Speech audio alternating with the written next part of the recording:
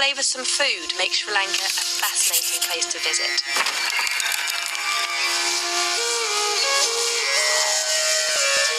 Few places have as many UNESCO World Heritage Sites as Sri Lanka, which has an impressive 8 to explore.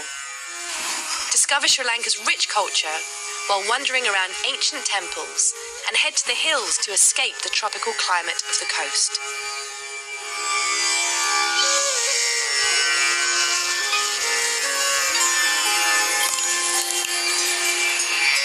Golden speckled stretches and soft white strips of sand. Whichever you choose, the beaches of Sri Lanka really are every bit as beautiful as the locals say. Sometimes there's no way to get a seat on the slow but popular train to Ella. But even if you have to stand, it's not so bad, because you'll be distracted by the beautiful views outside. The colourful silk saris of tea pickers stand out in the sea of spectacular green foliage. This huge chunk of savanna grassland, centred on the Udawalawe Reservoir, is the closest Sri Lanka gets to East Africa. We go so far as to say that for elephants, Udawalawe is equal to many of the famous East African parks. Here, relics of Sri Lanka's cultural and religious heritage sprawl across 3 square kilometres. In the centre is one of the world's oldest trees, the 2,000-year-old Sri Maha Bodhi. If it was just the rolling gardens at the base of Sigiriya, it would still be a highlight.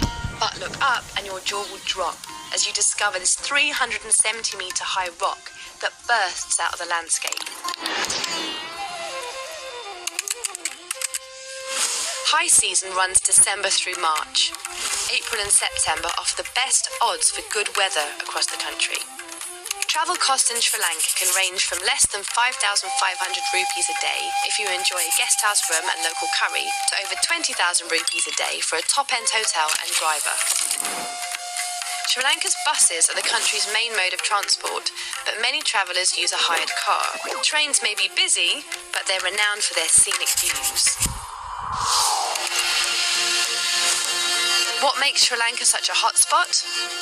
Try spectacular beaches, fascinating ancient culture, elephant-filled safaris, delicious food, refreshing tea, and incredibly welcoming people.